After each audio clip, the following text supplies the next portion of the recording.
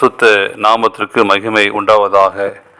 இந்த காலை வேளை உங்கள் அனைவரையும் ஆண்டவராக இயேசு கிறிஸ்துவின் இன்ப நாமத்தில் உங்களை அன்போடு வாழ்த்தி வரவேற்கிறேன். விண்துளிகள் வாயிலாக இந்த நாளில் சந்திப்பதிலே மிகுந்த மகிழ்ச்சி அடைகிறேன்.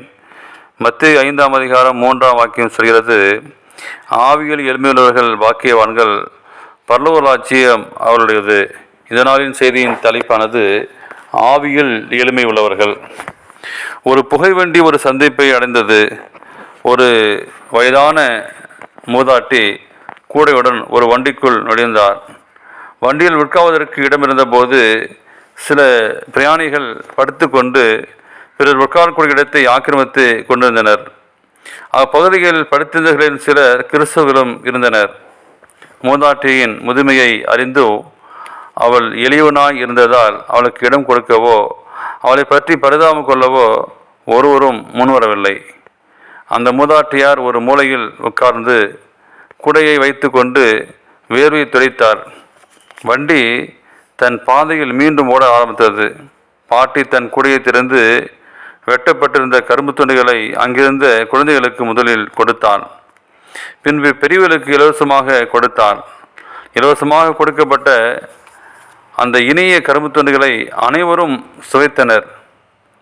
தாங்கள் அன்பு காட்டாவிட்டாலும் தங்களில் அன்பு காட்டிய செயல் அங்கிருந்த அறிவியல் உயர்ந்தோரையும் தலைகுனிய வைத்தது. கலைத்த கரும்பு சர்க்கரையை வெளியே துப்பாதபடி அவைகளை தன் கூடையில் போட்டுவிட வேண்டினாள். வியப்போடு பார்த்த அவர்கள் அப்படியே செய்தார்கள். அன்பான அந்த பாட்டி அந்த கரும்பு சர்க்கரையை வர்ண சாயத்தில் தோய்த்து அதிலிருந்து கைத்திறத்தால் ஒரு சில பொம்மைகளை உருவாக்கி குழந்தைகளுக்கு எல்லாம் கொடுத்து மகிழ்ந்தாள். அங்கிருந்தவர்களால் சக்கை போல் கருதப்பட்ட இந்த பாட்டியின் இச்செயல் அங்கிருந்த கிறிஸ்துவர்களை சிந்திக்க செய்தது. பயன்பாடான சக்கை என நினைத்த அந்த பாட்டியின் இருதயம் ஆண்டவரால் ஆட்கொள்ளப்பட்டதால் தெய்வீக மதிக்க பெற்று விளக்கத்தை உணர்ந்தார்கள். ஆண்டவர் சமூகத்தில் அந்த பாட்டி தங்களை விட விலை மதிக்க பெற்றாள் என்று அவர்கள் அறிந்தார்கள். எனவே பாட்டியை உபசரிக்க விரைந்தனர். ஆனால் அடுத்து வந்த புகை நிலையத்தில் அந்த பாட்டி இறங்கிவிட்டாள். இதே போன்று ஆண்டவருக்காக தங்களை சக்கையாக்கி கொண்டு பிறருக்கு சுவையான சாராக வாழ்கின்ற தேவ பிள்ளைகளாக நாம் இன்று நம்முடைய தேவனை துதிப்போமா? ஆவியில் எளிமையுள்ளவர்கள் பாக்கியவான்கள். உங்களுடைய வாழ்க்கைகளே சக்கை போன்று இருக்கிறோமா? ஆண்டவருக்கு சக்கையை கொடுக்கிறோமா? சாரை யாருக்கு கொடுக்கிறோம்?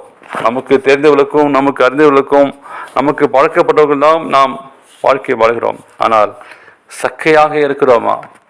தேவனுக்கு பிரியமான பிள்ளைகளே, ஆவியில் எளிமையுள்ளவர்கள் பாக்கியவான்கள், பரலோக ராஜ்யம் அவருடையது என்று சொல்லி நாம் வாசிக்கிறோம். இதை உணர்ந்து நாம் செயல்பட்டால் எவ்வளவு நன்றான ஒரு வாழ்க்கை, ஆவிக்குரிய வாழ்க்கை வாழ தேவன் கிருபை செய்வாராக.